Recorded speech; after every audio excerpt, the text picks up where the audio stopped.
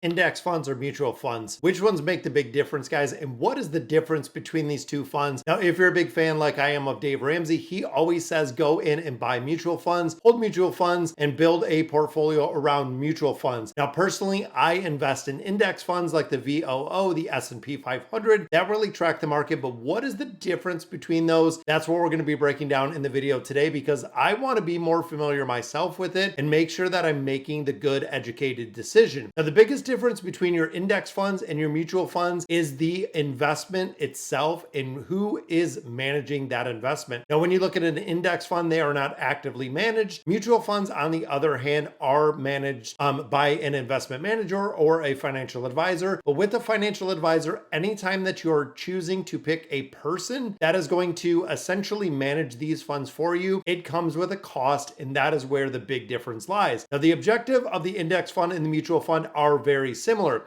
Index funds are looking to match the returns of the S&P 500, where the mutual fund, on the other hand, is looking to beat the S&P 500. So they're actually looking, with the cost associated with it, to be able to beat and outperform the S&P 500. Now, the holdings, guys, stocks, bonds, other securities, both of them kind of run the same gambit. They are holding the same, essentially, the same securities that they are within both the index fund and the mutual funds. So the passive management versus the active management, this is where it kind of gets interesting. When you look at the average fee of an index fund, it is 0.05%.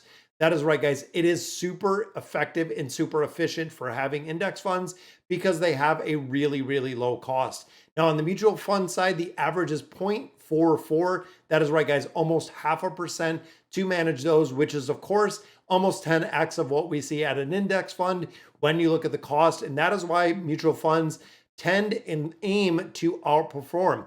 But how are they actually doing it, guys? Is it really effective? So the passive versus the active management is the difference between the index and the mutual funds. The one difference between them is the management, like we had said, of the actual individual that is there.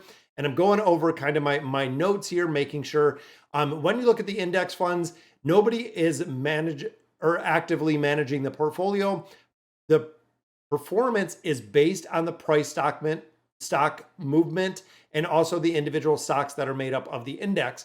Again, looking at the S&P 500, that is the index that is tracked with the VOO. I have a whole video about it if you want to check it out. But essentially, it is a passive strategy to buy into the entire market, meaning that you're going to get the ups, the downs, you're going to get the volatility with it. But it is passively investment strategy. It is passively managed, and that is the thing that I want. When you look at an actively managed fund, you're going to have a fund manager, a management team that make the investment decisions for you. Looking at the short term, looking at the long term, they're going to pick a couple different indexes, put a portfolio together. And again, this is going to come with a charge. Now, the investment goal, it says if you can't beat them, join them, guys. That is essentially why so many people are going into the S&P 500 versus going into the S&P 500 mutual funds, is because when you look at the difference between those, historically, it is extremely difficult to beat the indexes. It is extremely difficult to beat that S&P 500 performance. When we look at investment advisors, 82% of investment advisors cannot beat the S&P 500 for the index, period. That is right, guys. We have a mere 18% of investment advisors that are going to beat the S&P 500. And according to the S&P indexes versus active scorecard, only 6% of funds outperform the S&P 500 in 15 years. That is right, guys. 6% of those mutual funds outperformed the S&P 500, which is a very, very small margin, guys.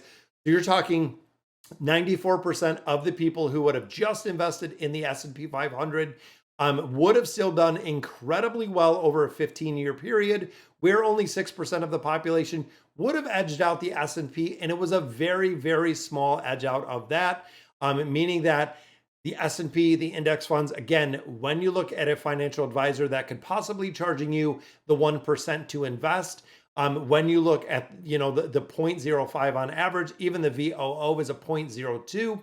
The fee that you're giving up at that 1%, guys, over 10, 20, 30, 40 years could be tens, hundreds of thousands of dollars that you're actually losing out on growth because you're paying management fees.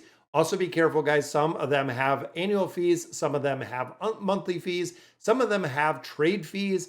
There's a bunch of things that can be kind of incorporated with it. And this is where the cost comes in.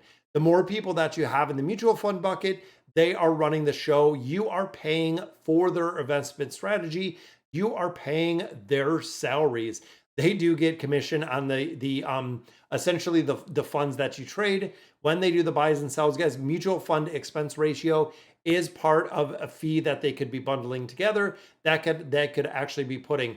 Now, does the fees actually impact your returns? Absolutely, guys. The higher the fee is, the less you're going to have to invest.